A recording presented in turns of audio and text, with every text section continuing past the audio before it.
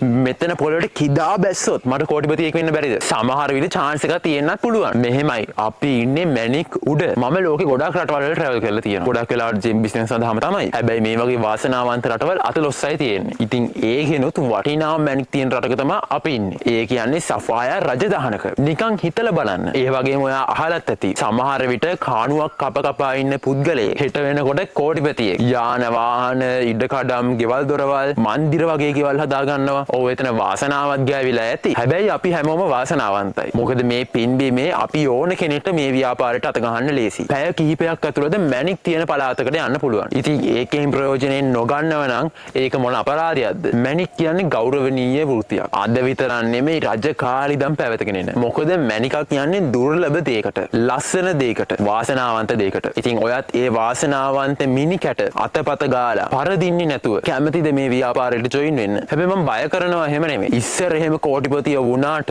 දැන් දැනුම අත්‍යවශ්‍යයි. ගොඩක් අයට පොඩි හරි දැනුමක් තියෙනවා. මොකද සෝෂල් මීඩියා හරහා ගොඩක් අය මැනික් ගැන ඉගෙන ගන්නවා. ඉතින් දැන් දැනුම වර්ධනය කරගත්තොත් පරදින්න තියෙන chance ගොඩක් අඩු වෙනවා. දිනුම් කණුව හැම වෙලාවෙම හැට පේනවා. ඉතින් මේ ව්‍යාපාරයේ තියෙන රහස් මම ඔළුවට ගත්තා. මම ඒක ට්‍රැක් කරගත්තා. මේ වයසට ලොකු දෙයක් කරගන්න පුළුවන් වුණා. මම ඒ කරපු ක්‍රමේ මම ඔයාලටත් කියලා දෙන්නම්. ඉතින් ඒක ඉගෙන ගන්න අපිත් එක්ක ජොයින් වෙන්න. සෝෂල් මීඩියා දැන් හරි පවර්ෆුල්. අපිට WhatsApp message එකක් දාන්න.